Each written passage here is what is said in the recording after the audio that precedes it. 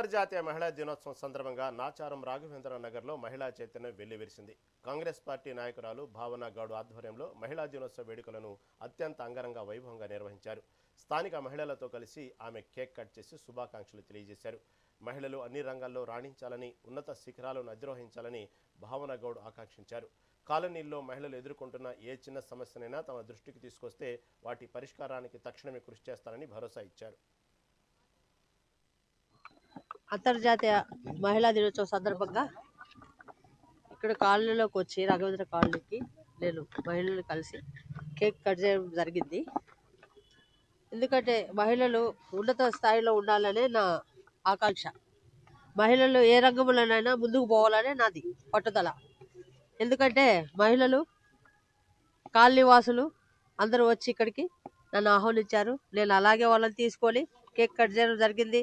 ఇక్కడ మా division president గారు, మన శ్రీకాంత్ గౌడ్ అన్న గారు వచ్చారు, మన కృష్ణారెడ్డి అన్న వచ్చారు, ఇంకా మన సీనియర్ బండారు రవణ వచ్చారు. అందరికీ పేరు పేరు నమస్కారం. నన్ను కోఆపరేషన్ చేసినందుకు, నన్ను ముందుకు తీసుకుపోతున్నందుకు.